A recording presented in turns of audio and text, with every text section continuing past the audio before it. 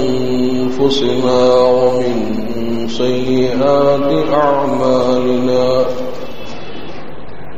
من يهده الله فلا مضل له ومن يضلله فلا هادي له ونشهد أن لا إله إلا الله وحده لا شريك له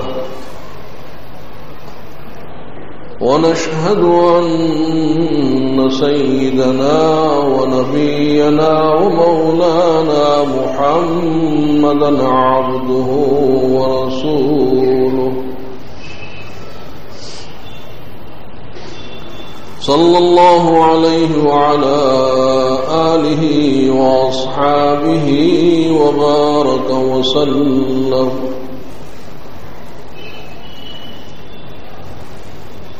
أما بعد فأعوذ بالله من الشيطان الرجيم بسم الله الرحمن الرحيم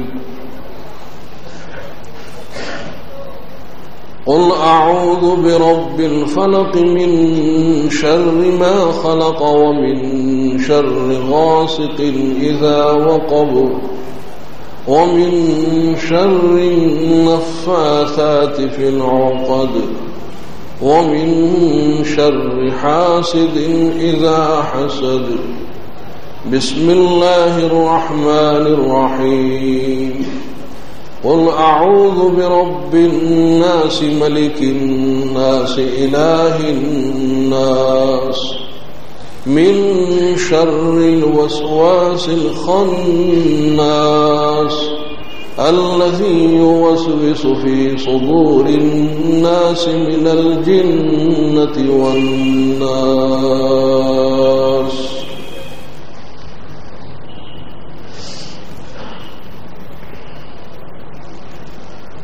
بزرگان محترم، قرآن کریم کی یہ دو آخری صورتیں ہیں کہ جو معوذتین کہلاتی ہیں اور اسی پر ختم قرآن پاک رکھا گیا ہے۔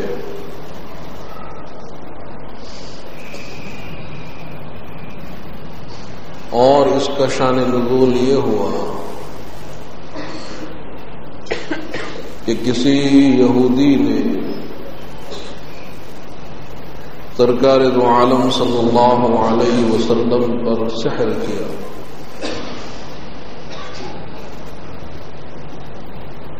کہ جس سے آپ اپنے اندر ثقل محسوس فرماتے تھے،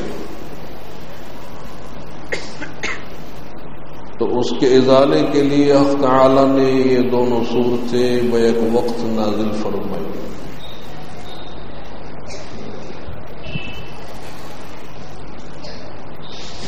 تو حضور اکرم صلی اللہ علیہ وسلم کو ہر طرح کی ایذائیں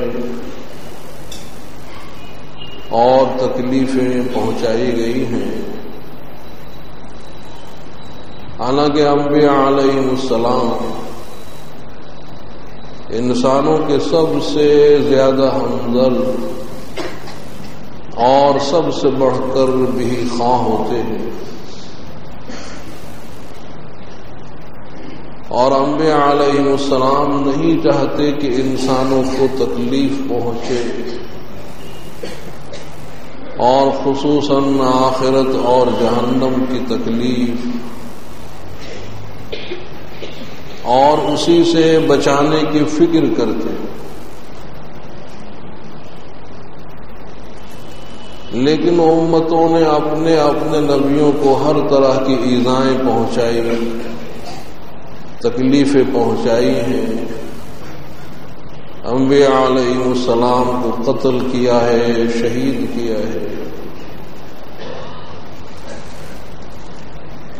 اور اسی طرح سے سرکار دو عالم صلی اللہ علیہ وسلم جو رحمت للعالمین بن کر تشریف لائے اور سب سے زیادہ ہمدرد، سب سے زیادہ بہی خواہ تھے انسانوں کے، لیکن آپ کو سب سے زیادہ ایذائیں اور تکلیفیں پہنچائی گئی، جسمانی اذیتیں آپ کو پہنچائی گئی ہیں کہ عین نماز کی حالت میں، سجدے کی حالت میں اونٹ کی اوج آپ کی پشت مبارک پر لا کر رکھی جا رہی ہے، اور کہیں آپ کے راستے میں کانٹے بچھائے جا رہے ہیں، اور کہیں طائف کا علاقہ ہے اور وہاں آپ پر سنباری کی جا رہی ہے، اور اتنی سنباری کی گئی کہ آپ کی نعلین خون سے بھر جاتی ہیں۔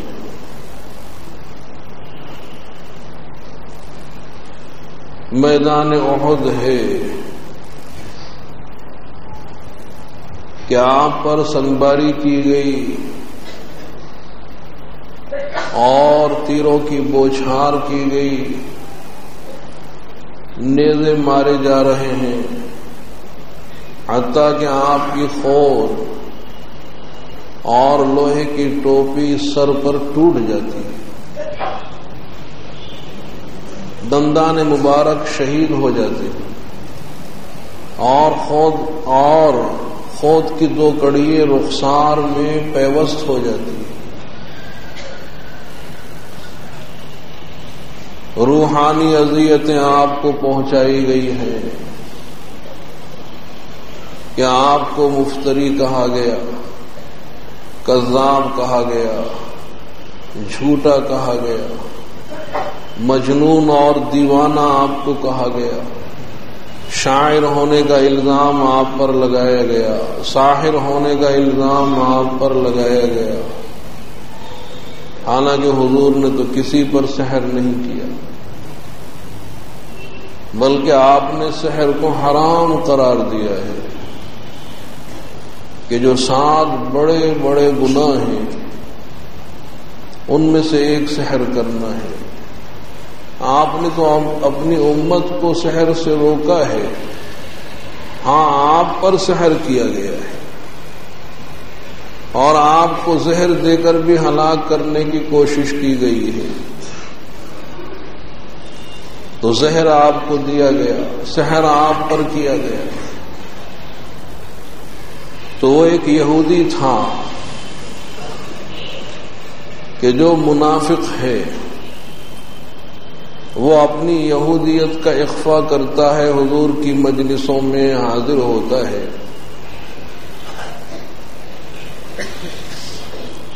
تو اس نے یہ کام کیا کہ ایک لڑکا تھا جو حضور کا خادم، اسے بہلا پھسلا کر حضور کی کنگھی حاصل کر لی، کچھ دندانے حاصل کر لیے اور اس پر سحر کیا، اور اس یہودی کا نام تھا لبید ابن عاصم۔ تو اس نے اپنی بیٹیوں سے سحر کرایا کہ ایک تانت لی اور اس میں 11 گرہیں 11 گانٹھیں لگائی گئی، اور ہر گرہ میں سوئی چبوئی گئی، اور سحر کے کلمات ہوں گے وہ پڑھ کر ان گرہوں میں دم کیے گئے، اور پھر وہ تانت کی جس میں 11 گرہیں ہیں اور ہر گرہ میں سوئی چبوئی ہوئی ہے، سحر کے کلمات پڑھے گئے ہیں، تو وہ اور حضور کی کنگھی ان سب کو کھجور کے غلاف میں رکھا کہ جس میں کھجور کا پھل پیدا ہوتا ہے، اس غلاف میں یہ سب چیزیں رکھی گئی، اور پھر ایک کنواں تھا کہ جس کا نام تھا بیر ذروان، تو اس میں پتھر کی چٹان کے نیچے یہ سب چیزیں دبا دی گئی۔ تو وہ سحر تو بہت ہی شدید تھا کہ اس کنویں کا پانی سرخ ہو گیا کہ جیسے مہندی کا پانی لال ہوتا ہے اس طرح سے کنویں کا پانی سرخ ہو گیا. اور قریب میں جو کھجور کے درخت تھے وہ نہایت ہی بھیانک شکل و صورت کے ہو گئے.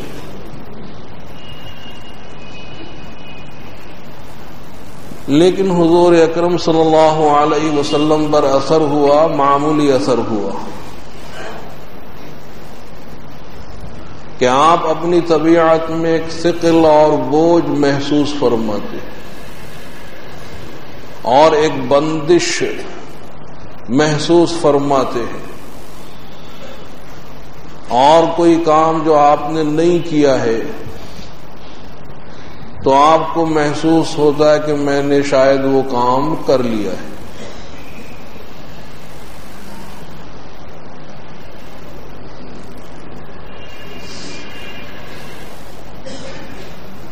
اور اسی طرح سے ان کا مقصد تھا کہ آپ کے ہاں اولاد نہ ہو،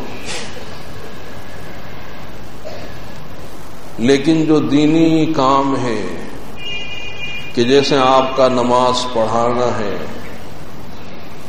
اور صحابہ کرام کی تعلیم ہے، تربیت ہے، جو آپ کے دینی کام ہیں، تو اس میں الحمدللہ کوئی فرق نہیں آیا. اور آپ وہ جملہ امور بدستور انجام دے رہے ہیں،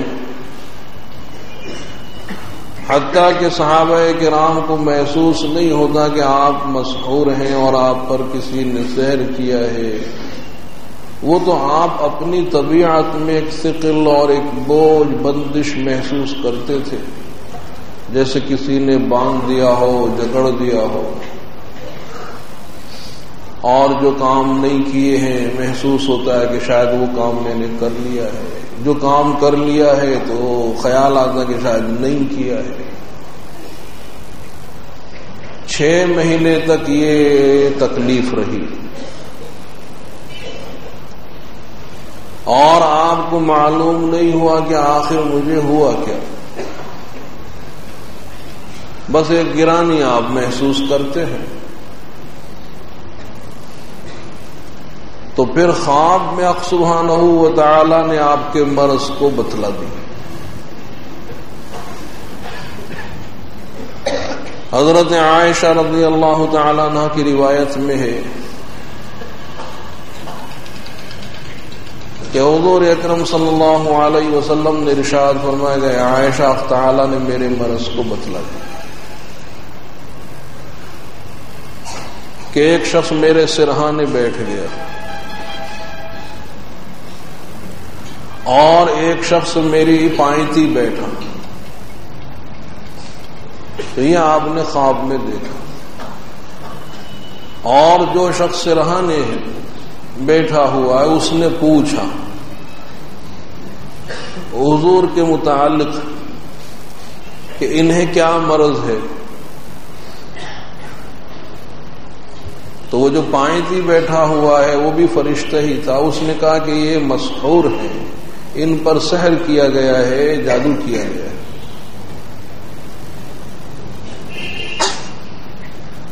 تو وہ جو سرہان ہے اس نے پوچھا کہ یہ سحر کس نے کیا ہے. تو بتلایا اس نے جو پائنتی بیٹھا ہوا ہے کہ لبید ابن عاصم کی بیٹیوں نے کیا ہے. اس نے پوچھا کہ اچھا کس چیز پر کیا ہے.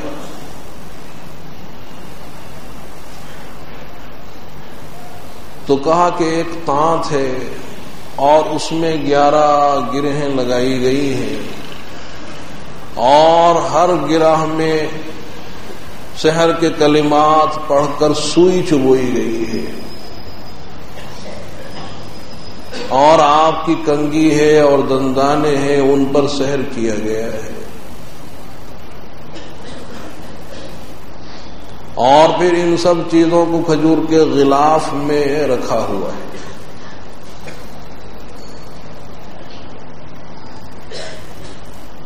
تو وہ جو سرہان ہے اس نے پوچھا کہ یہ سب چیزیں کہاں ہیں, کہاں رکھی گئی ہیں؟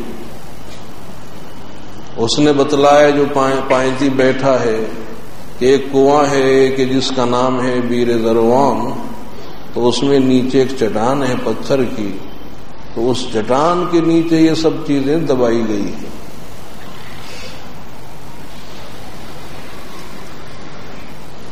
اور پھر حق تعالی نے یہ معوذتین, یہ 2 صورتیں نازل فرمائی, اور ان دونوں صورتوں میں 11 ہی آیتیں ہیں. تو پھر آپ وہاں تشریف لے گئے صحابہ کرام کی معیت میں,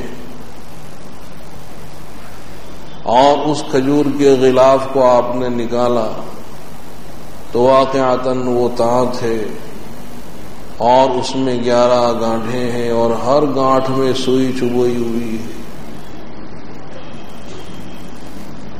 تو آپ نے یہ دونوں صورتیں پڑھی, ایک ایک آیت آپ پڑھتے جا رہے ہیں اور گرہ کھلتی جا رہی ہے. 11 آیتیں آپ نے پڑھی اور وہ 11 گرہیں کھل گئی. طبیعت میں ایک دم خفت محسوس ہوئی کہ جیسے آپ بندھے ہوئے ہوں اور کسی نے کھول دیا ہو. تو وہ تمام ثقل اور بوجھ جاتا رہا, طبیعت میں ایک دم خفت اور ہلکا پن محسوس ہوا.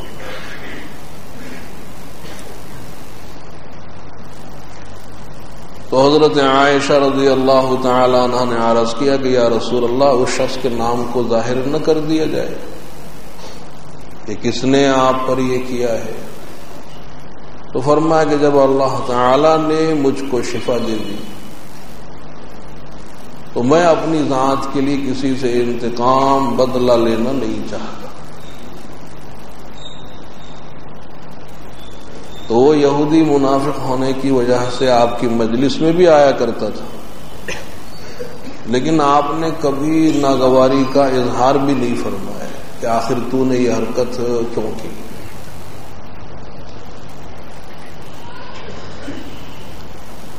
اور بعض صحابہ کو معلوم ہو گیا, انہوں نے بھی عرض کیا کہ یا رسول اللہ, اسے ہم قتل نہ کر دیں. فرمایا کہ نہیں, اللہ نے مجھ کو شفا دے دی اور میں اپنے لیے کسی سے بدلہ اور انتقام لینا نہیں چاہتا. تو حق تعالی نے یہ 2 صورتیں ایک ساتھ نازل فرمائی ہیں, معوذتین کہلاتی ہیں, اور حدیث میں اس کے بڑے فضائل ہیں.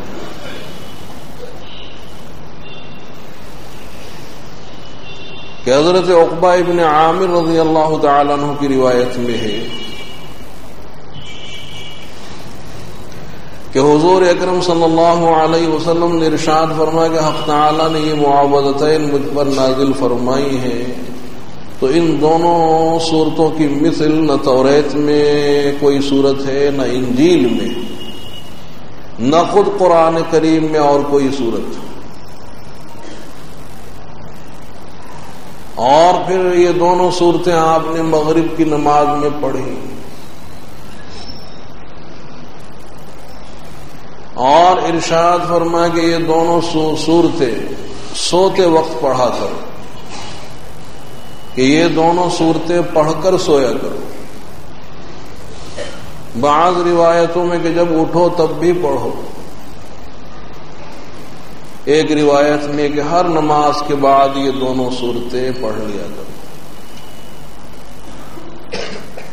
حضرت عائشہ رضی اللہ تعالی عنہ کی روایت میں کہ ان دونوں صورتوں کے نزول کے بعد جب آپ کو کوئی مرض لاحق ہوتا تو آپ یہ دونوں صورتیں پڑھ کر اپنے ہاتھوں پر دم کر کے پورے جسم پر پھرا لیا کرتے تھے,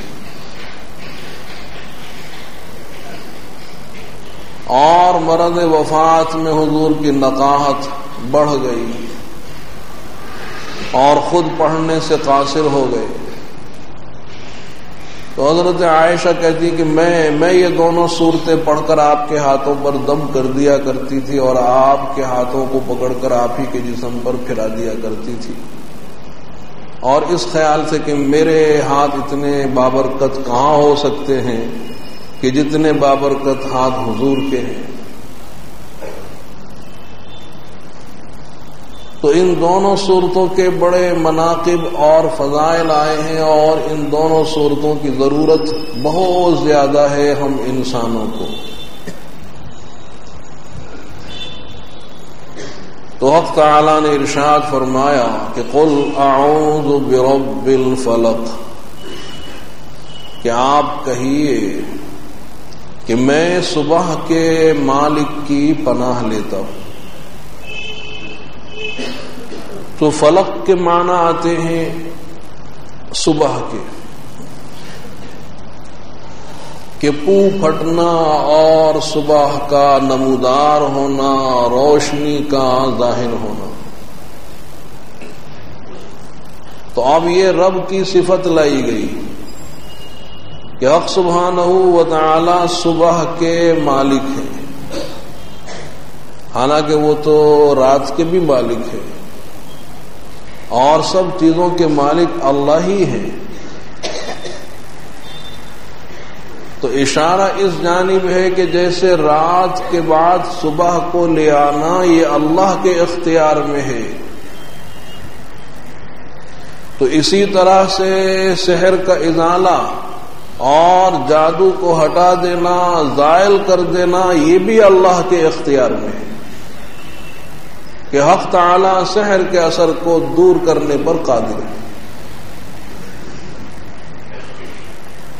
تو ان دونوں صورتوں میں بتلایا گیا ہے کہ حق سبحانہ و تعالی کی ذات پر مکمل اعتماد ہونا چاہیے اور مکمل توکل ہونا چاہیے کہ اس کائنات میں حق سبحانہ و تعالی کی مشیت کے بغیر کچھ نہیں ہوتا، کہ اگر حق سبحانہ و تعالی کی مشیت نہ ہو تو سحر کا کوئی اثر نہ ہو، اور اگر حق سبحانہ و تعالی کی مشیت ہو جائے تو سحر کا ازالہ ہو جائے۔ تو فرمائے قل اعوذ برب الفلق، کہ آپ کہیے کہ میں صبح کے مالک کی پناہ لیتا ہوں، من شر ما خلق، تمام مخلوقات کے شر سے۔ تو اب اس میں سب کچھ آ گیا، تمام مخلوقات کے ہر ایک شر سے میں اللہ کی پناہ لیتا ہوں۔ اور شر کے معنی آتے ہیں آلام کے، مصائب کے، کہ خواہ بالذات اس سے ہمیں تکلیف پہنچے یا کسی تکلیف کا وہ سبب اور ذریعہ بن جائے، اس کو شر کہیں گے۔ کہ جیسے سانپ ہے، بچھو ہے، دشمن ہے، جادوگر ہیں، تو ان سے بالذات تکلیف پہنچتی ہے، براہ راست بلا واسطہ تکلیف پہنچتی ہے، تو یہ بھی شر ہے۔ اور اسی طرح سے کفر اور شرک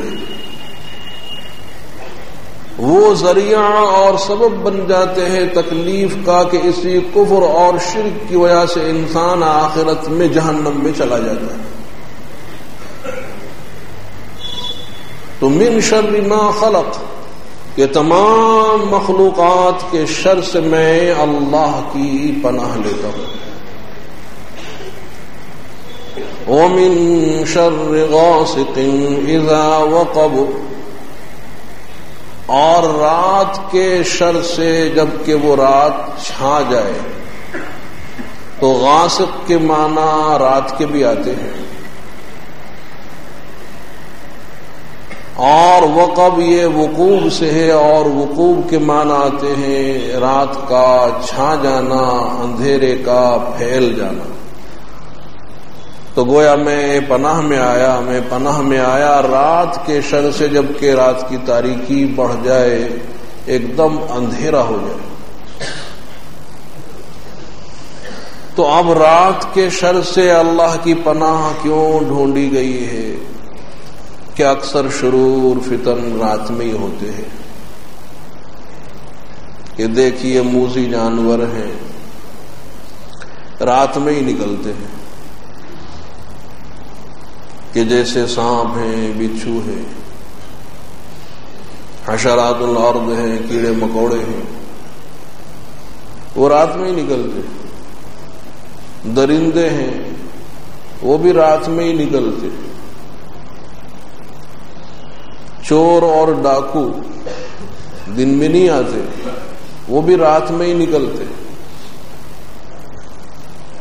اور اسی طرح سے سحر کرنے والے اکثر و بیشتر وہ رات کی تاریکی سے فائدہ اٹھاتے ہیں اور سحر رات میں ہی کرتے،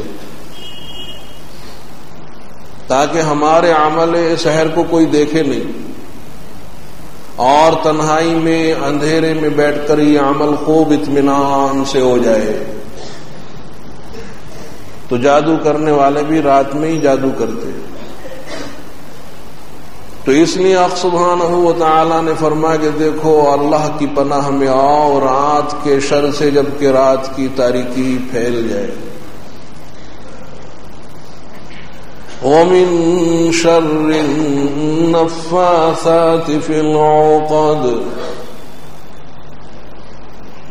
نفاسات کے معنی آتے ہیں، نفس کے معنی آتے ہیں پھونکنے کے، اور یہ جمع کا صیغہ ہے نفاسات، پھونکنے والی ہے۔ اور عقد یہ جمع ہے عقدتن کی، اور عقدتن کے معنی آتے ہیں گرہ کے، گانٹھ کے۔ تو گانٹھوں میں، گرہوں میں بھونکنے والیوں کے شر سے۔ اب یا تو یہ صفت ہو نفوس کی، تو اب اس کا اطلاق مرد اور عورت دونوں پر ہو سکتا ہے کہ وہ پھونکنے والی جانیں مرد بھی ہو سکتے ہیں، عورتیں بھی ہو سکتی ہیں، لیکن بہرحال صیغہ ہے مؤنث کا، کہ گرہوں میں پڑھ پڑھ کر پھونکنے والیوں کے شر سے۔ تو وہ اس وجہ سے کہ یہاں بھی حضور پر اصل سحر کرنے والی وہ لبید ابن عاصم کی بیٹیاں ہی تھیں، لڑکیاں ہی تھیں، اور سحر سے زیادہ تر دلچسپی عورتوں کو ہوتی، کہ یا تو خود سحر کرتی ہیں، اور اگر خود نہ جانتی ہوں تو وہ عاملوں کے پاس پہنچ جاتی ہیں، اور صاحب وہ جادوگروں کے پاس پہنچ جاتی ہیں، اور ان سے وہ صاحب میلہ علم کرواتی ہیں۔ تو عورتوں کے مزاج کو سحر سے مناسبت، تو اس لیے حق سبحانہ و تعالی نے فرمایا کہ وَمِن شَرِّ النَّفَّاثَاتِ فِي الْعُقَدِ، کہ گرہوں میں، گانٹھوں میں جادو کے کلمات پڑھ پڑھ کر پھونکنے والیوں کے شر سے۔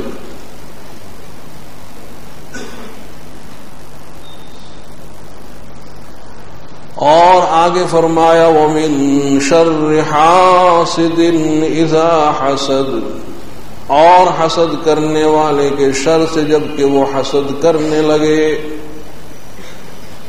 تو حاسدین کے حسد سے بھی میں اللہ کی پناہ میں آتا ہوں، اور گروہوں میں جادو کے کلمات پڑھ پڑھ کر دم کرنے والیوں کے شر سے بھی میں اللہ کی پناہ میں آتا ہوں، اور رات کی تاریکیوں سے بھی میں اللہ کی پناہ میں آتا ہوں، بلکہ تمام مخلوقات کے شر سے میں اللہ کی پناہ میں آتا ہوں کہ جو صبح کا مالک ہے۔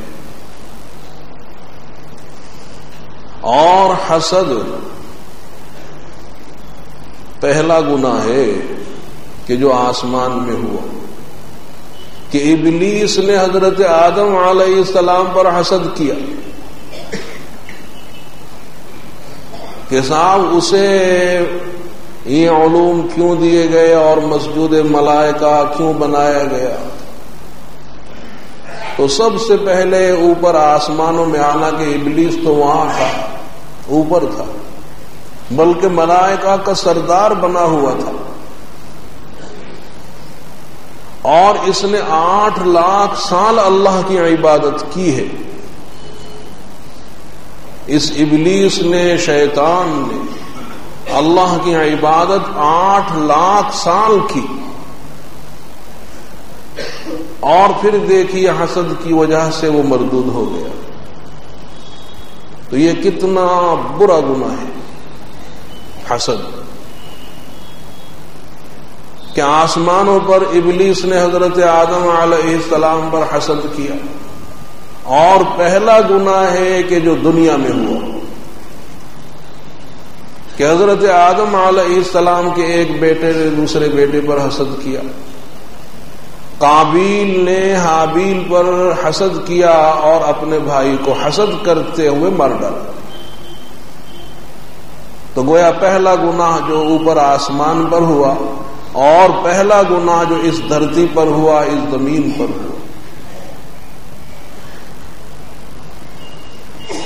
اور حسد کہتے ہیں زوال نعمت کی تمنا کو، کہ اگر کسی کے پاس کوئی نعمت ہے، اس کے چھن جانے کی تمنا کرنا حسد ہے، کہ صاحب فلاں کے پاس یہ نعمت ہے، یہ نعمت ہے، کیوں ہے؟ فلاں کے پاس یہ نعمت نہیں رہنی چاہیے، خواہ مجھے ملے یا نہ ملے، مجھے ملے یا نہ ملے، لیکن اس کے پاس نہ رہے۔ تو اس زوال نعمت کی تمنا کا نام حسد ہے۔ گویا یہ حق سبحانہ و تعالی پر اعتراض کر رہا ہے کہ صاحب فلاں کو آپ نے یہ نعمت کیوں دی؟ تو یہ تو اعتراض اللہ پر ہوا کہ فلاں کو آپ نے یہ نعمت کیوں دے دی، نہیں دینی چاہیے تھی، اور اب یہ تمنا کرتا ہے کہ فلاں کے پاس یہ نعمت نہ رہے، سلب ہو جائے، چھن جائے، خواہ میرے پاس آئے یا نہ آئے، لیکن اس کے پاس نہ رہے۔ تو یہ ہے حسد، اور اسی سے ملتا جلتا ہے غبطہ۔ اس کو عربی میں غبطہ کہتے ہیں، اور فارسی اور اردو میں اس کو کہتے ہیں رشک۔ رشک، اور رشک کا مطلب یہ ہے حصول نعمت کی تمنا، حصول نعمت کی، کہ فلاں کے پاس جو نعمت ہے ویسی ہی نعمت مجھے مل جائے، اس کی نعمت تو اسی کے پاس رہے، لیکن اس جیسی نعمت مجھ کو بھی مل جائے۔ تو اس کا نام ہے رشک۔ اور یہ جو غبطہ ہے، رشک ہے، یہ فی ذات ہی نہ اچھا ہے نہ برا ہے۔ اگر اچھی باتوں میں غبطہ ہو تو اچھا ہے، اور اگر بری باتوں میں ہو تو برا ہے۔ اب جیسے کوئی بہترین قاری ہو، کہ جیسے حرمین کے ائمہ ہیں، یہ کتنا بہترین قرآن پاک پڑھتے ہیں، مگر کوئی تمنا کرے کاش کہ میں بھی سدیش کی طرح سے پڑھنے لگوں، وہ تو جیسا پڑھ رہے ہیں ویسے ہی پڑھتے رہے، لیکن میں بھی ان جیسا پڑھنے لگوں، حذیفی کی طرح سے پڑھنے لگوں۔ تو اب یہ اچھی باتوں میں غبطہ ہے تو اچھا ہے کہ وہ تو جیسا پڑھ رہے ہیں ویسے ہی پڑھتے رہے، لیکن میں بھی ان جیسا پڑھنے لگوں، تو یہ اچھی بات میں غبطہ ہے، اچھا ہے۔ اور اگر کوئی گانے گانے والا ہو، ایکٹر کے صاحب جیسے وہ گانے گاتا میں بھی ویسے ہی گانے گانے لگوں، یہ برا۔ اچھی بات میں اچھا اور بری بات میں برا ہے، اور حسد تو برا ہی ہے۔ اور حسد کا علاج یہ ہے کہ بندہ یہ سوچے اگر اس کے پاس فلاں نعمت ہے جو میرے پاس نہیں ہے، لیکن حق تعالی نے مجھے ایک فلاں نعمت دی ہے جو اس کے پاس نہیں ہے. تو اس طرح سے حسد مٹ جائے گا کہ اس کو بھی اللہ نے ایک نعمت دی کہ جو میرے پاس نہیں، اور اللہ تعالی نے مجھے بھی ایک نعمت دی ہے جو اس کے پاس نہیں ہے، لہذا ہم اور وہ برابر ہیں. اس کے پاس بھی ایک نعمت ہے اور ایک نہیں ہے، میرے پاس بھی ایک نعمت ہے ایک نہیں ہے. جو میرے پاس ہے وہ اس کے پاس نہیں، جو اس کے پاس ہے وہ میرے پاس نہیں. تو اپنے دل کو حسد سے پاک کر لینا یہ بہت ہی بڑے کمال اور خوبی کی بات ہے. حضرت انس رضی اللہ تعالی عنہ کی روایت میں ہے کہ سرکار دو عالم صلی اللہ علیہ وسلم کی مجلس میں صحابہ کرام حاضر ہیں اور حضور اکرم صلی اللہ علیہ وسلم ارشاد فرما رہے ہیں کہ دیکھو ابھی ایک شخص آنے والے ہیں اور وہ جنتی ہے. تو اب صحابہ کرام انتظار میں کہ دیکھیں کون آ رہے ہیں. تو ایک انصاری صحابی حاضر خدمت ہوئے، تازہ وضو کیے ہوئے ہیں اور پانی کے قطرات ٹپک رہے ہیں، بائیں ہاتھ میں نعلین ہیں، جوتیے ہیں، اور وہ بیٹھ گئے. اگلا دن ہوا اور آپ کی مجلس منعقد ہے اور آپ نے پھر وہی جملہ دہرایا کہ ابھی ایک شخص آ رہے ہیں اور وہ جنتی ہے. تو صحابہ کرام اب انتظار میں کہ دیکھیں آج کون تشریف لاتے ہیں. تو دیکھا وہی صحابی ہے، وہی انصاری صحابی، اور اسی شان سے کہ تازہ وضو ہے اور وضو کے پانی کے قطرات ٹپک رہے ہیں، بائیں ہاتھ میں نعلین، اور آن کر بیٹھ گئے. تیسرے دن آپ کی پھر مجلس اور آپ نے وہی فرمایا کہ ابھی ایک شخص آ رہے ہیں وہ جنتی ہے. صحابہ انتظار میں کہ دیکھیں آج کون آتے ہیں. تو وہی صحابی ہیں اور اسی کیفیت سے کہ تازہ وضو کیے ہوئے ہیں اور پانی کے قطرات ٹپک رہے ہیں، بائیں ہاتھ میں جوتی ہیں، اور آن کر بیٹھ گئے. تو جب مجلس برخاست ہوئی تو حضرت عبداللہ ابن عامر نے سوچا کہ حضور 3 دن سے ارشاد فرما رہے ہیں اور یہی صحابی ہے اور یہی روزانہ حاضر ہو رہے ہیں، تو گویا حضور انہی کے بارے میں فرما رہے ہیں کہ یہ جنتی ہے.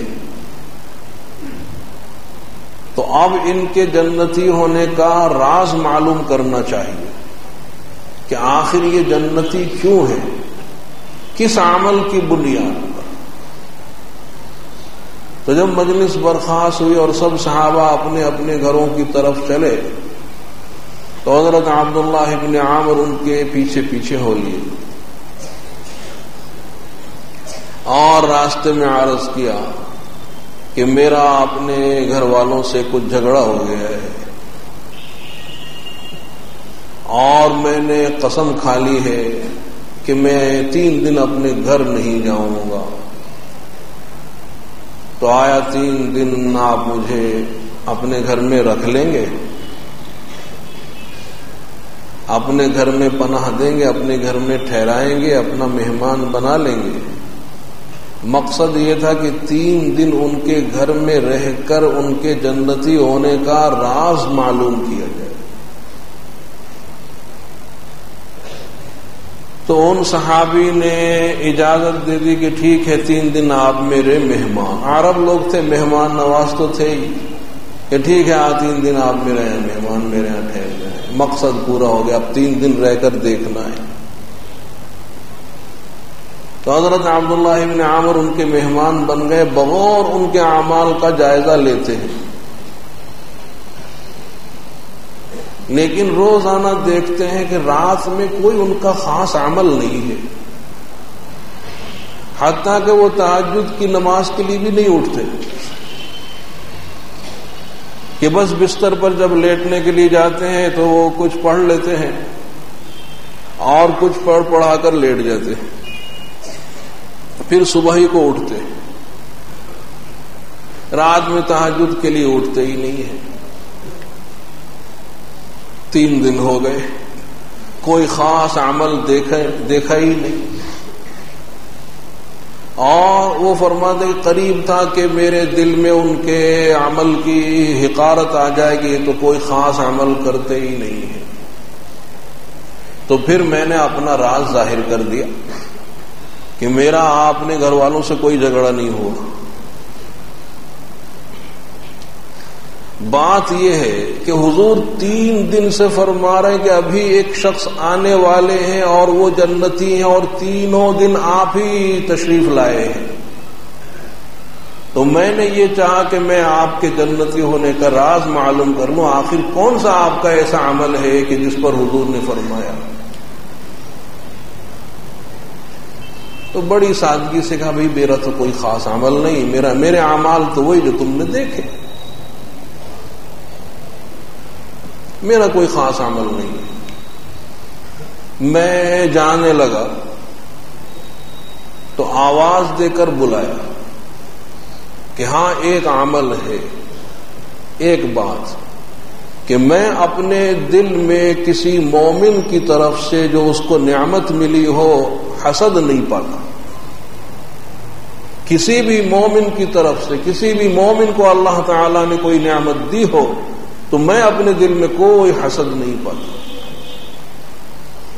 کہا بس یہ وہ عمل ہے کہ جس پر حضور نے فرما دیا کہ یہ جنتی ہے، تو اپنا دل حسد سے پاک ہونا چاہیے کہ حق تعالیٰ نے یہ نعمت کیوں اس کو دی ہوئی ہے، بس چھن جانی چاہیے، یہ حسد ہے، بہت برا ہے۔ یہ سوچنا چاہیے کہ آخر حق تعالیٰ نے اس کو یہ نعمت دی ہے تو کوئی مصلحت ہوگی، اور مجھے بھی حق سبحانہ و تعالیٰ نے بہت سی نعمتیں دے رکھی جو اس بیچارے کے پاس نہیں ہے۔ تو اس حسد سے پناہ مانگی گئی ہے، اور یہ حسد ہی ہے کہ جس نے اس یہودی کو ابھارا کہ حضور پر سحر کرے، کہ حضور اکرم صلی اللہ علیہ وسلم کی ترقی وہ یہودیوں سے دیکھی نہیں گئی کہ آپ کی جو عزت ہے اور آپ کی جو شہرت ہے اور اسلام جو پھیل رہا ہے اور جو اسلام کی ترقی ہو رہی ہے، تو وہ سامنے سے آ کر مقابلہ کرنے کی طاقت نہیں رکھتے تھے۔ تو اس لیے انہوں نے چھپ کر پیچھے سے یہ سحر کا وار کیا۔ تو اس لیے حق سبحانہ و تعالی نے فرمایا کہ جو گروہوں کے اندر سحر کے کلمات پڑھ کر پھونکنے والی ان کے شر سے میں اللہ تعالیٰ کی پناہ میں آتا ہوں۔ بسا اوقات انسان سوچتا ہے کہ شاید مجھے مرض ہوگا، اور وہ ڈاکٹروں اور حکیموں کے پاس جا رہا ہے اور خیال بھی نہیں کہ میں مسحور ہوں، کسی نے سحر کیا ہوا ہے، وہ مرض اور بڑھ جاتا ہے۔ تو اس لیے پناہ مانگی کہ اللہ کی پناہ میں آؤ، اور اللہ تعالی ہی قادر ہیں سحر کے اثرات کو زائل کرنے پر۔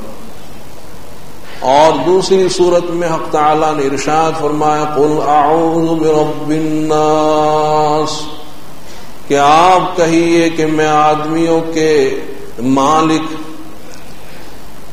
ملک الناس اور آدمیوں کے بادشاہ الہ الناس اور آدمیوں کے معبود کی پناہ لیتا ہوں،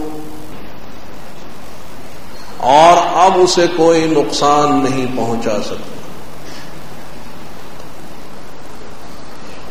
اور انسان کی فطرت ہے پناہ ڈھونڈنے کی، جہاں وہ اپنی کمزوری محسوس کرتا ہے تو وہ پناہ ڈھونڈتا ہے۔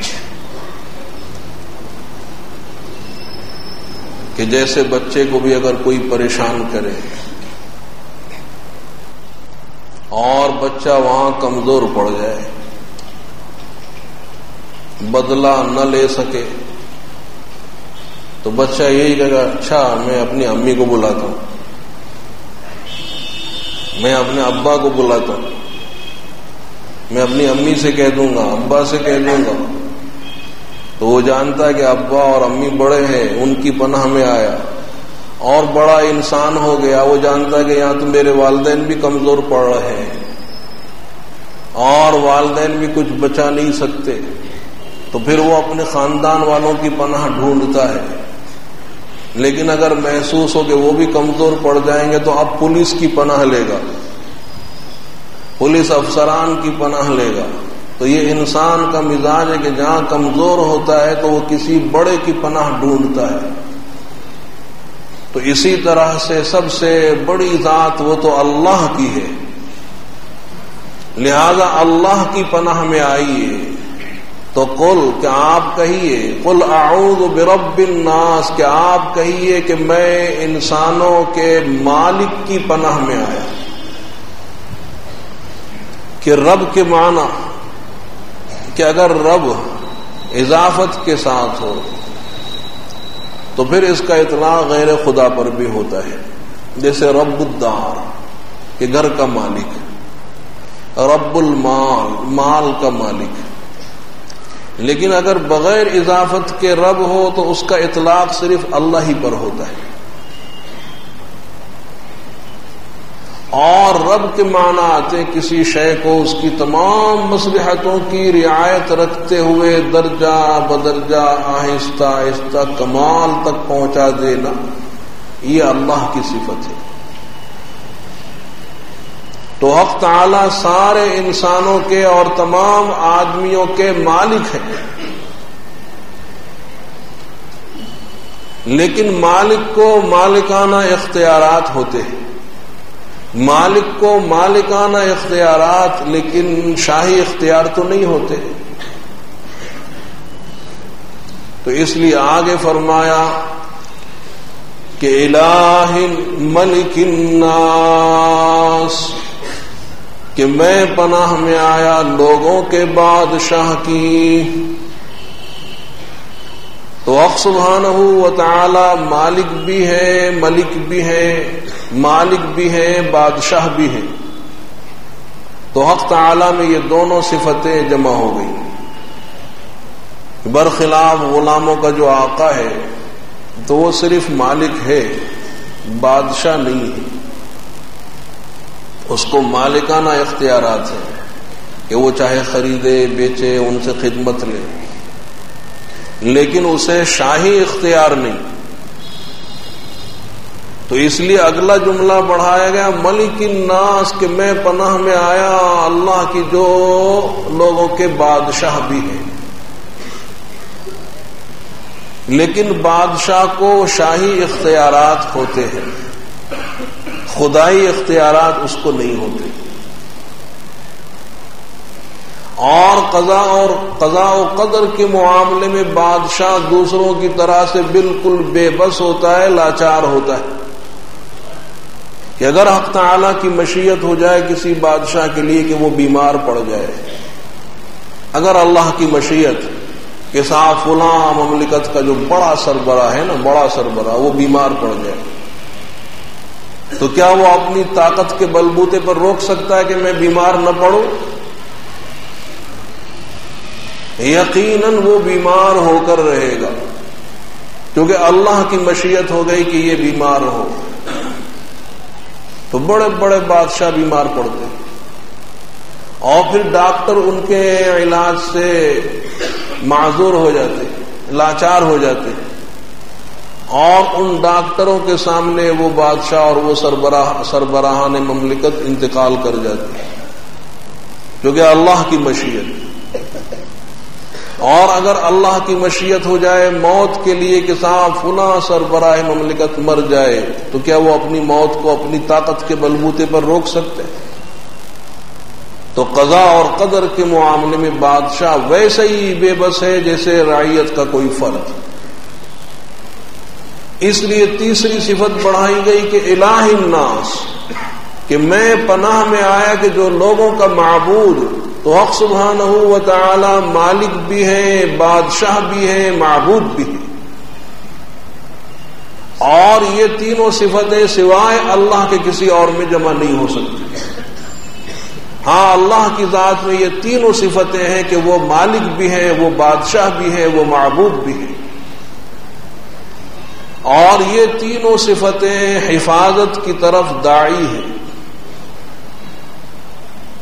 کہ مالک وہ اپنے مملوک کی حفاظت کرتا ہے، بادشاہ وہ اپنی رعیت کی حفاظت کرتا ہے، معبود برحق وہ اپنے عابدین کی حفاظت کرتا ہے۔ تو اس لیے یہ تین صفتیں لائی گئی کہ میں پناہ میں آیا، میں پناہ میں آیا، لوگوں کے مالک کی پناہ میں آیا، لوگوں کے بادشاہ کی پناہ میں آیا، لوگوں کے معبود کی پناہ میں آیا۔ کاہے سے؟ کس چیز سے؟ کہ من شر الوسواس الخناس، وسوسہ ڈالنے والے، پیچھے ہٹ جانے والے شیطان کے شر سے۔ تو صرف ایک ہی چیز سے پناہ چاہی گئی کہ من شر الوسواس، کہ وسوسہ ڈالنے والے، پیچھے ہٹ جانے والے شیطان کے شر سے میں اللہ کی پناہ میں آیا۔ تو گویا وسوسہ سب سے خطرناک چیز ہے کہ اس کے مقابلے میں سحر کی بھی کوئی حقیقت نہیں، کہ اگر کسی نے کسی پر سحر کر بھی دیا ہو، اس کا علاج ہے، انسانوں کے پاس اس کا علاج ہے، اور اگر مضرت پہنچی بھی تو وہ دنیاوی مضرت ہے، لیکن شیطان جو انسان کا دشمن ہے وہ اس کی آخرت کو تباہ کرنا چاہتا ہے۔ تو اس لیے میں شیطان کے وسوسوں سے اور شیطان کے شر سے اللہ کی پناہ میں آیا۔ من شر الوسواس، وسواس خناس۔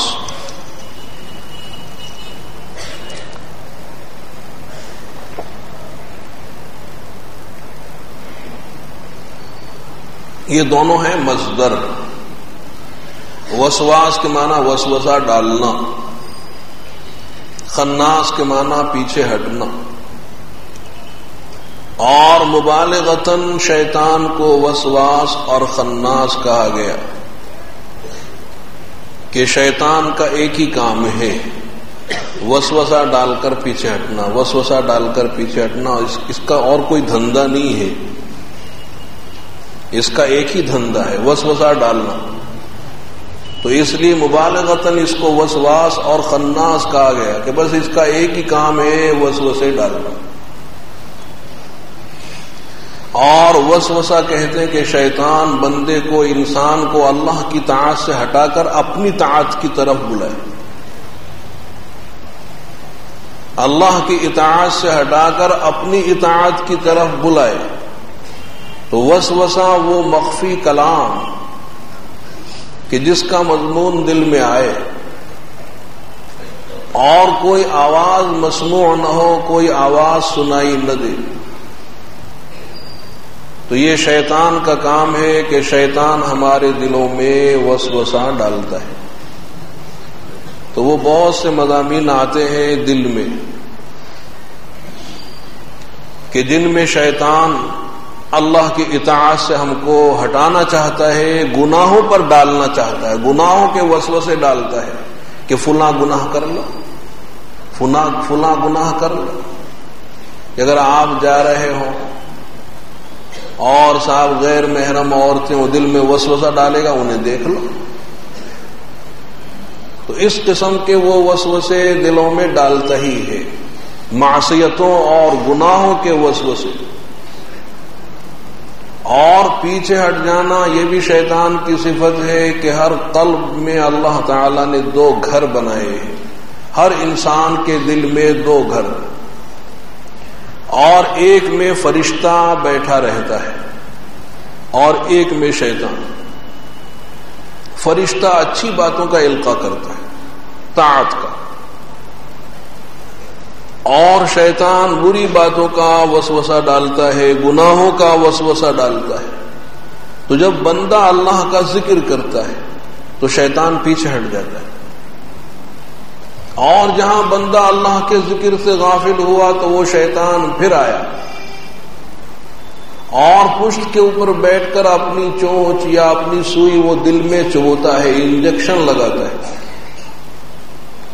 اور وہ ڈائریکٹ دل میں وسوسے ڈال دیتا ہے۔ اور جہاں بندے نے پھر اللہ کو یاد کیا پھر پیچھے ہٹ گیا، غافل ہوا تو پھر لوٹ کر چلا آیا۔ یہ عمل مسلسل ہوتا رہتا ہے، اس لیے اس کو خناس کہا گیا کہ پیچھے ہٹنے والا اور آگے بڑھنے والا، پیچھے ہٹنے والا، کہ جہاں بندے نے اللہ کو یاد کیا پیچھے ہٹا، غافل ہوا آگے بڑھا۔ تو میں وسوسہ ڈالنے والے، پیچھے ہٹ جانے والے شیطان کے شر سے اللہ کی پناہ میں آیا۔ تو گویا یہ وسوسہ بہت ہی خطرناک، اور یہ وسوسے ڈالنا یہ شیطان کا کام ہے کہ برائیوں کے اور معصیتوں کے وسوسے وہ دل میں ڈالتا ہے، اس لیے کہ وہ انسان کا دشمن ہے۔ انسان کے دشمن دو ہیں، انسان کا دشمن انسان بھی ہوتا ہے، اور انسان کا دشمن شیطان بھی ہوتا ہے۔ تو اگر انسان کا مقابلہ اپنے انسانی دشمن سے ہو تو حق تعالی نے فرمایا کہ دیکھو کہ ادفع باللتی ہی احسن،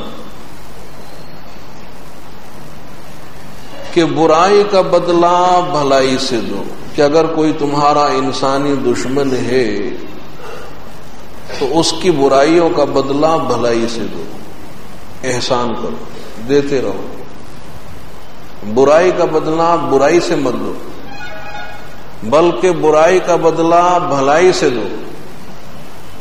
آخر وہ ہے انسان، انسان ہے، تم بھی انسان ہو، وہ بھی انسان ہے، اور جب تم اس کی برائیوں کا بدلہ بھلائیوں سے دو گے تو اس کے دل سے تمہاری عداوت نکل جائے گی اور تمہاری محبت پیدا ہو جائے گی، اور بجائے دشمن کے وہ تمہارا گہرا دوست بن جائے گا۔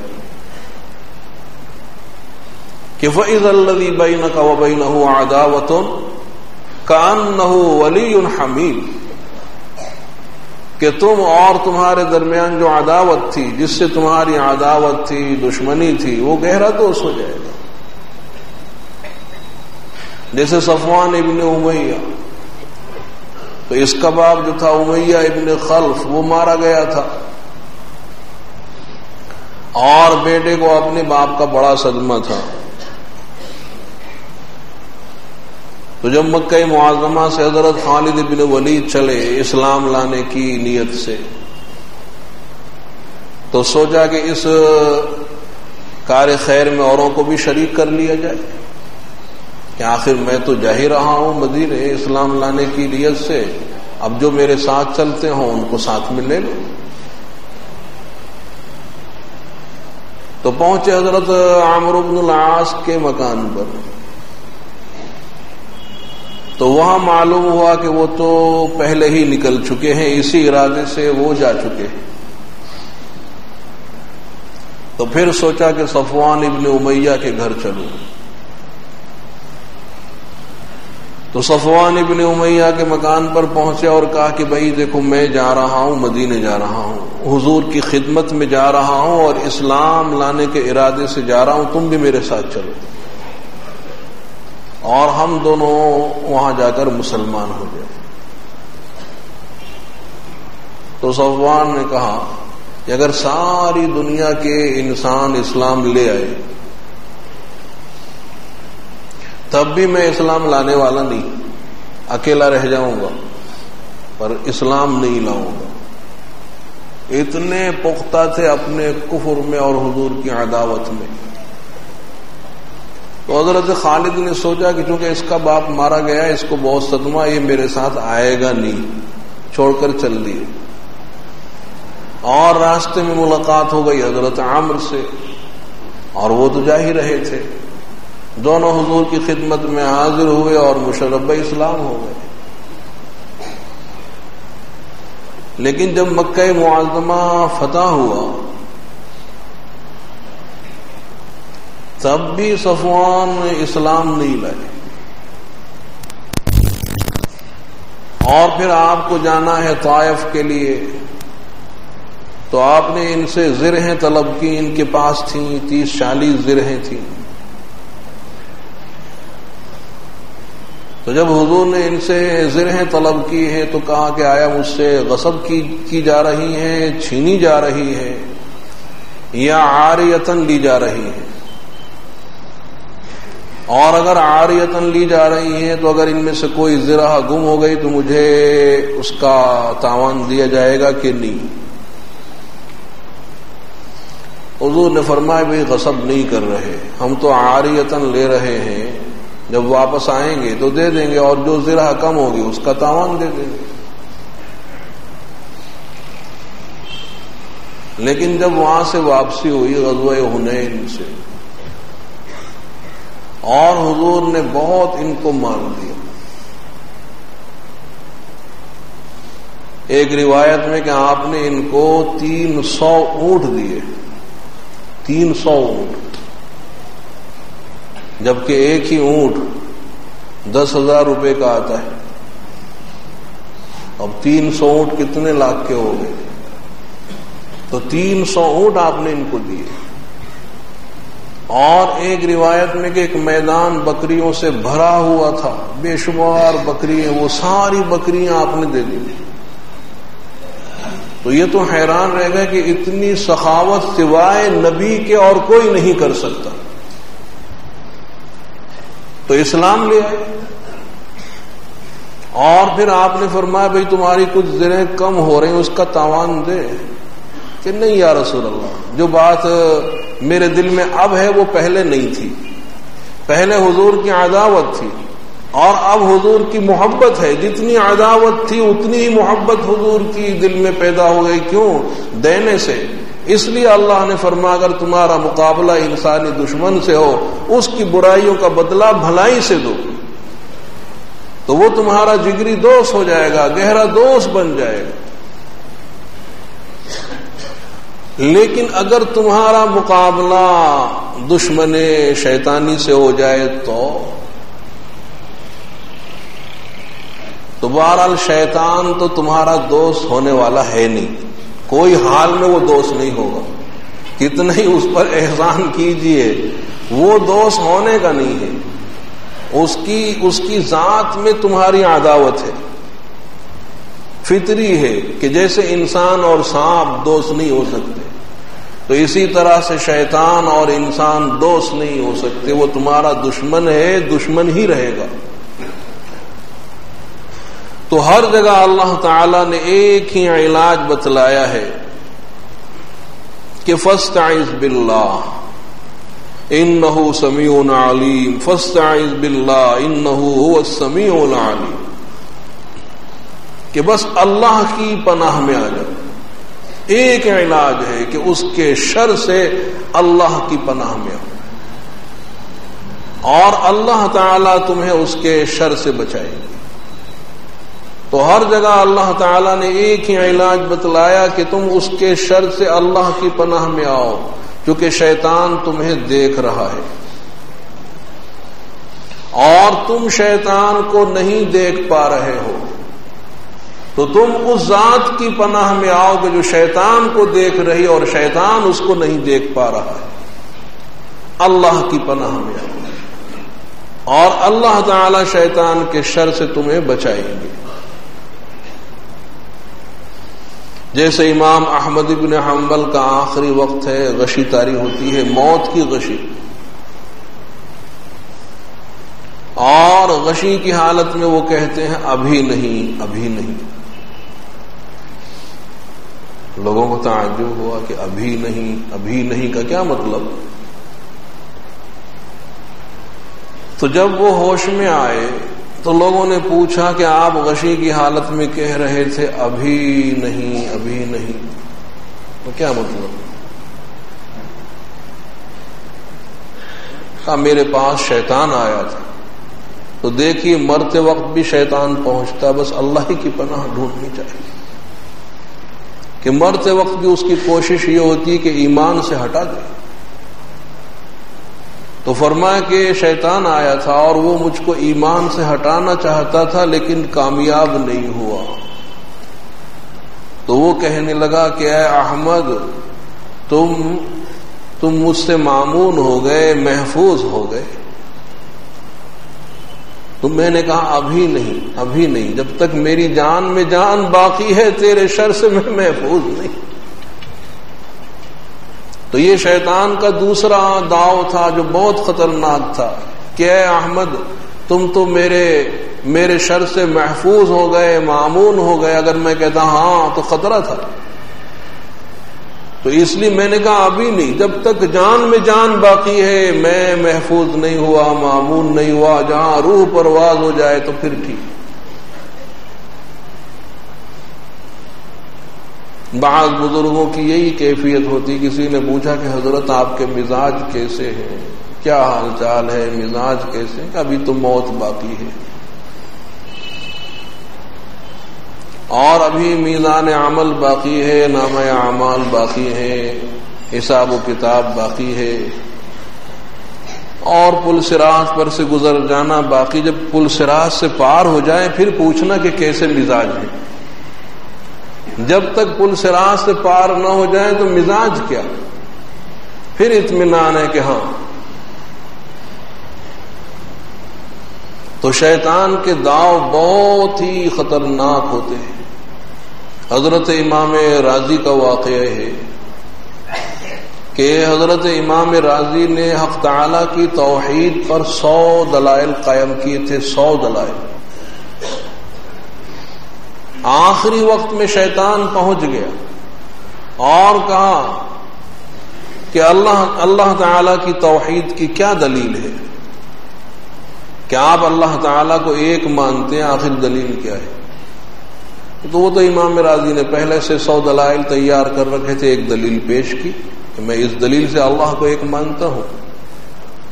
تو شیطان نے وہ دلیل فوراً توڑ دی، کیونکہ وہ بھی بہت پڑھا لکھا ہے، اگرچہ کسی مدرسے میں تو گیا نہیں، لیکن صاحب بہت منطقی ہے، فوراً اس نے وہ دلیل توڑ دی۔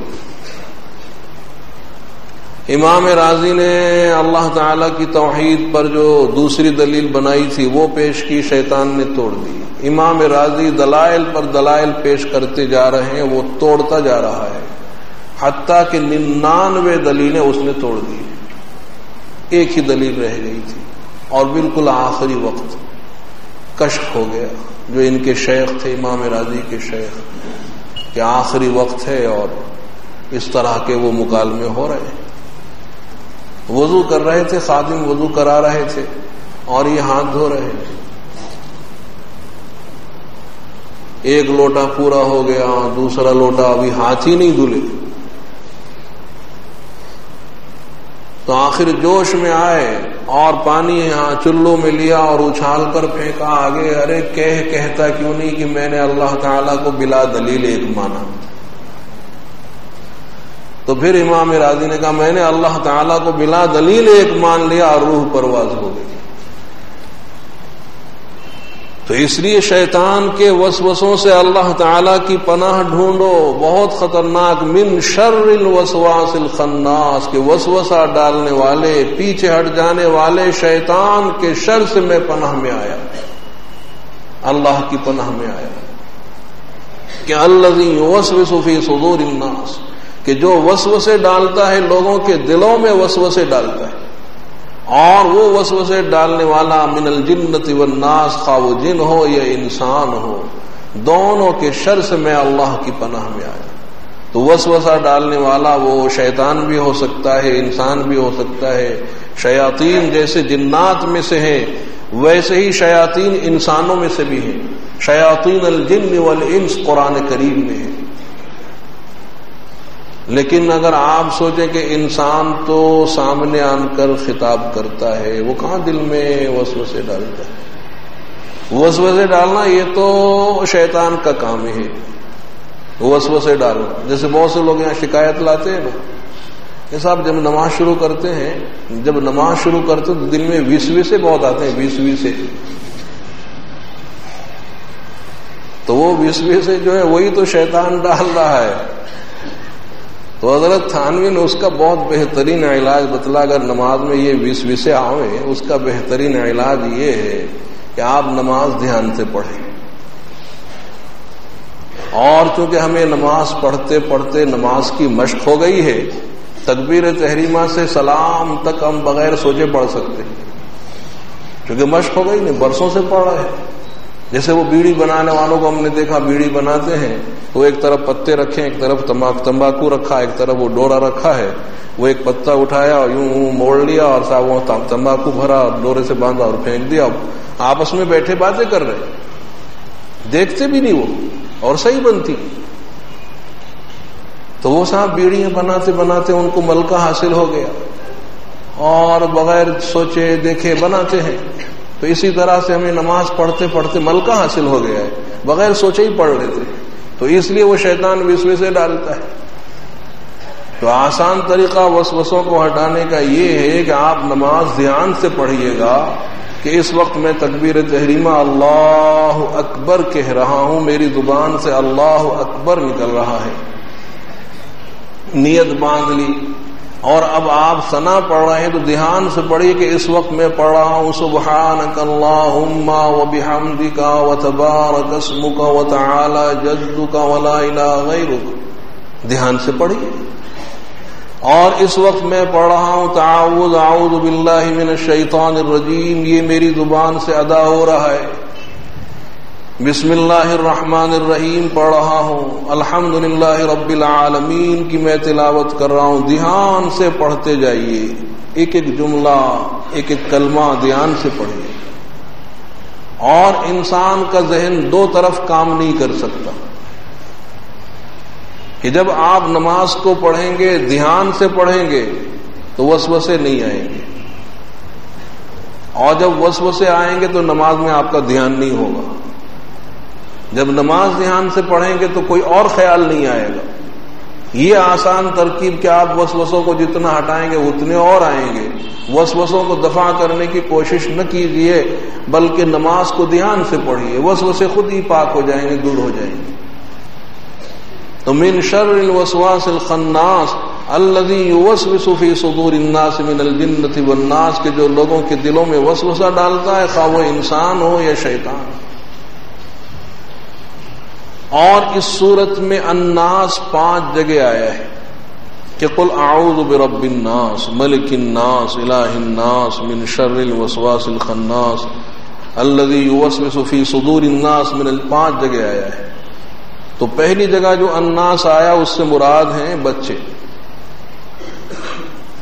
اس لیے کہ رب قل اعوذ برب الناس، رب یہ قرینہ ہے کہ تربیت بچوں کی ہوتی ہے. تو پہلے الناس سے اطفال اور بچے مراد، اور دوسرے الناس سے مراد ہیں شبان جوان، اس لیے کہ ملک قرینہ ہے، سیاست کے معنی رکھتا ہے، سیاست جوانوں پر ہوتی ہے.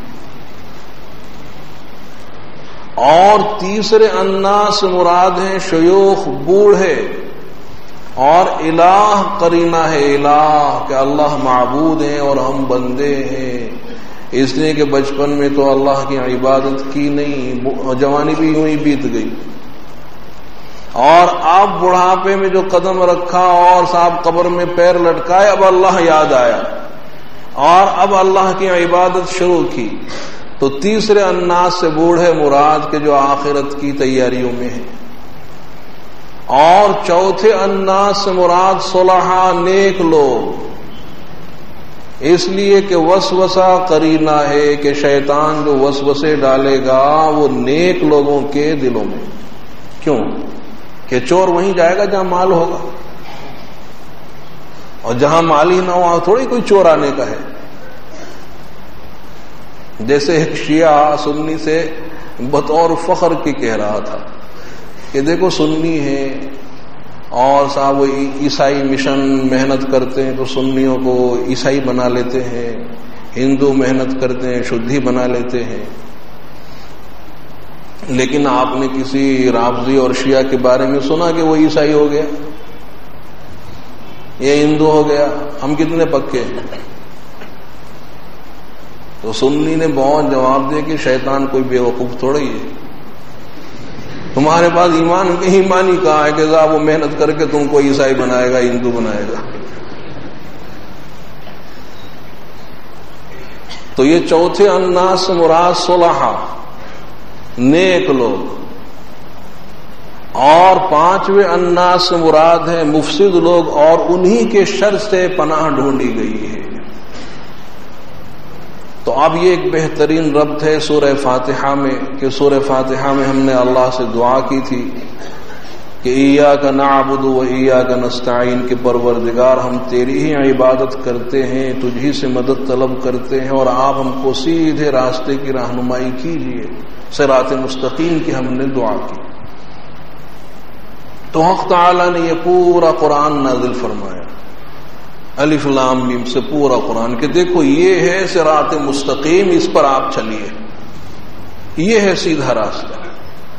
اب بندہ سیدھے راستے پر چلنا چاہتا ہے، صراط مستقیم پر چلنا چاہتا ہے، لیکن شیطان چلنے نہیں دیتا، وہ اس صراط مستقیم سے ہٹاتا ہے، ضلالت اور گمراہی کے راستوں پر ڈالنا چاہتا ہے۔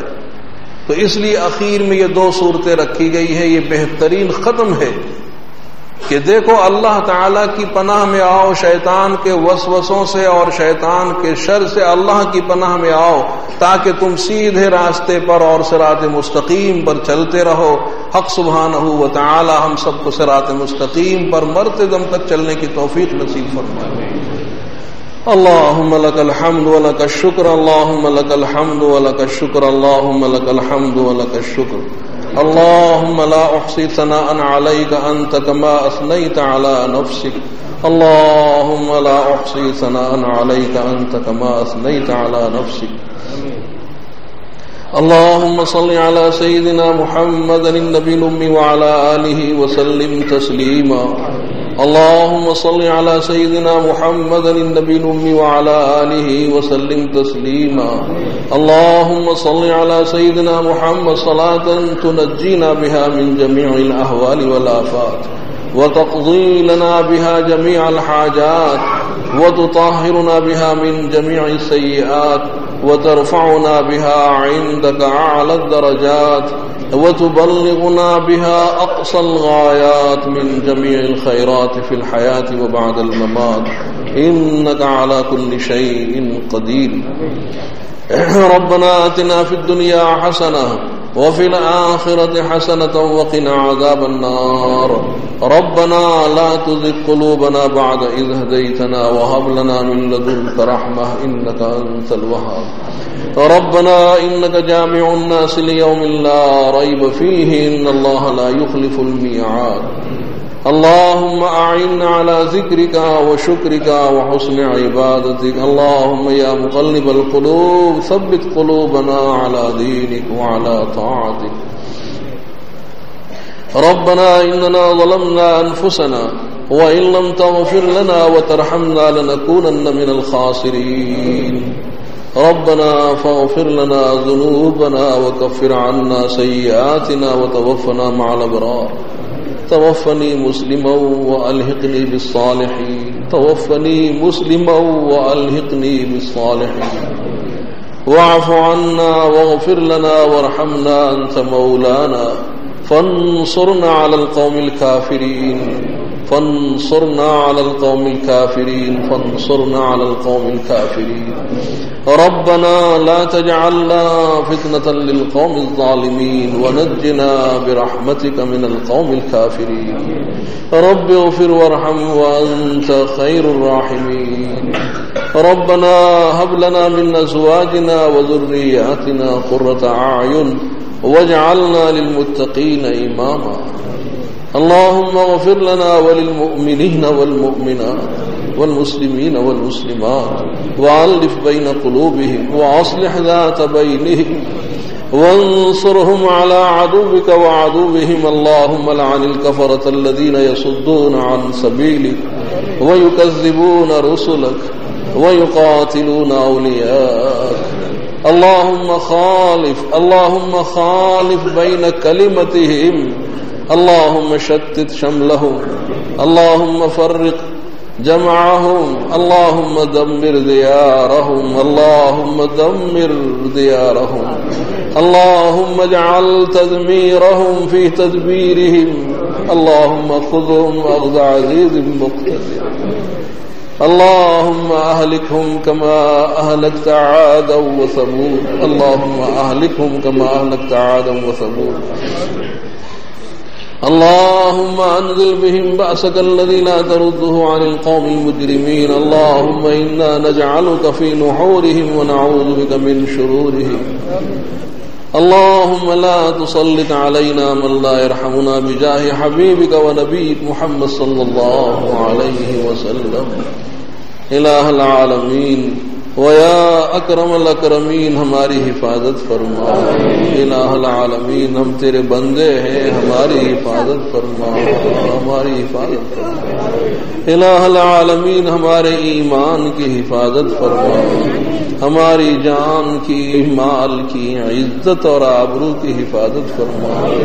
الہ العالمین ہمارے مکانوں اور مکینوں کی حفاظت فرما، ہماری مسجدوں اور مصلیوں کی حفاظت فرما، دینی اداروں کی اور منتظمین کی، طلباء کی، کام کرنے والے اساتذہ کی، سب کی حفاظت فرما.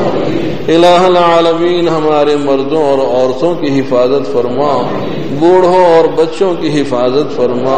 الہ العالمین ہمارے ایمان کی حفاظت فرما. الہ العالمین ہر سم سے ہماری حفاظت فرما، ہر جہت سے ہماری حفاظت فرما. الہ العالمین ہمارے ایمان کو قوی سے قوی تر فرما، ہمارے اعتقادات کو درست فرما. الہ العالمین ہمارے اعتقادات کو درست فرما، ہماری عبادات کو صحیح اور مکمل بنا. الہ العالمین قبولیت کا شرف عنایت فرما، قبولیت کا شرف عنایت فرما. ہمارے معاملات بہت ہی گرے ہوئے ہیں، نہایت ہی کھوٹے ہیں. الہ العالمین ہمارے معاملات کو صحیح فرما، ہمارے معاملات کو صحیح فرما. الہ العالمین ہمارے اخلاق بھی بہت گر گئے ہیں. الہ العالمین ہمارے اخلاق کو دیکھ کر اغیار ہم سے نفرت کرتے ہیں، اسلام سے دور ہٹتے ہیں. الہ العالمین ہمارے اخلاق کو ایسا سنوار دے اور ایسا بلند فرما کہ یہ ہمارے اخلاق اسلام کی طرف داعی ہو جائے، ہمارے اخلاق کو دیکھیں اور اسلام کے گرویدہ ہو جائیں، داخل اسلام ہو جائیں. الہ العالمین ہمارے اخلاق کو اتنا بلند فرما اور اتنا سنوار دے، اتنا پاکیزہ بنا. الہ العالمین، الہ العالمین ہماری دعاؤں کو قبول فرما. الہ العالمین ہماری دعاؤں کو قبول فرما. الہ العالمین ہم بہت ہی گنہگار ہیں، بہت ہی بڑے گنہگار ہیں، نہایت ہی مجرم ہیں. الہ العالمین یہ رمضان کا مہینہ گزر گیا ہے اور قریب ختم کے ہے، لیکن ہم نے کچھ نہیں کیا ہے. الہ العالمین، الہ العالمین ہم سے بڑی کوتاہیاں ہوئی ہیں، اس مبارک مہینے میں بھی بڑی کوتاہیاں ہوئی ہیں، بڑی معصیتیں ہوئی ہیں.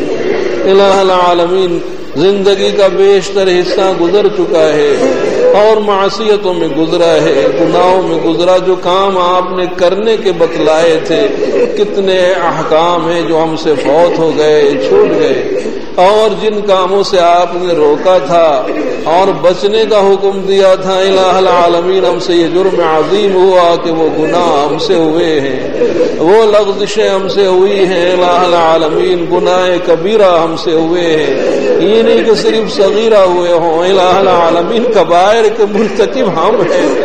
الہ العالمین بہت سے کبیرہ گناہ ہم نے کیے ہیں، بہت سے کبیرہ گناہ کے مجرم ہم ہیں.